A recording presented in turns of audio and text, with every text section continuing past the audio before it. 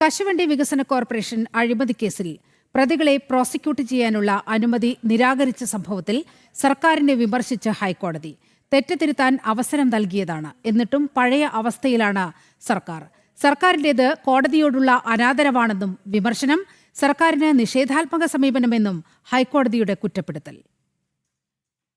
കശുവണ്ടി വികസന കോർപ്പറേഷൻ അഴിമതി കേസിൽ പ്രതികൾക്കെതിരായ CBIയുടെ പ്രോസിക്യൂഷൻ അനുമതി അപേക്ഷ നിരസിച്ച സർക്കാർ നടപടിയെ ഹൈക്കോടതി അതിരൂക്ഷമായ ഭാഷയിലാണ് വിമർശിച്ചത്.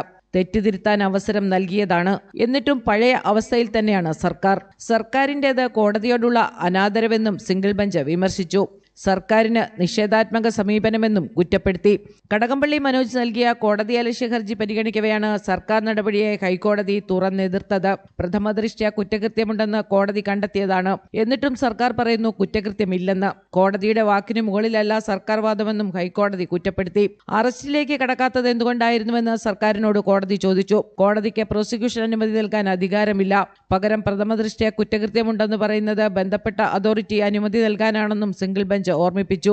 പ്രോസിക്യൂഷൻ അനുമതി നൽകാനുള്ള അധികാരം കോടതിക്ക് ലഭിക്കുന്ന തരത്തിൽ നിയമ ഭേദഗതി ഉണ്ടായെങ്കിലേ അഴിമതിക്ക് അവസാനമുണ്ടാകുമെന്നും ഹൈക്കോടതി വിമർശിച്ചു. തുടർന്ന് കോടതി അലക്ഷ്യ ഹർജി വിധി പറയാനായി മാറ്റി.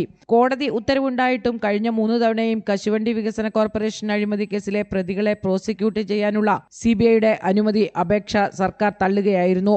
INTUC നേതാവ് R ചന്ദ്രൻ, KA രതീഷ് എന്നിവരാണ് പ്രതികൾ. ജനം, കൊച്ചി.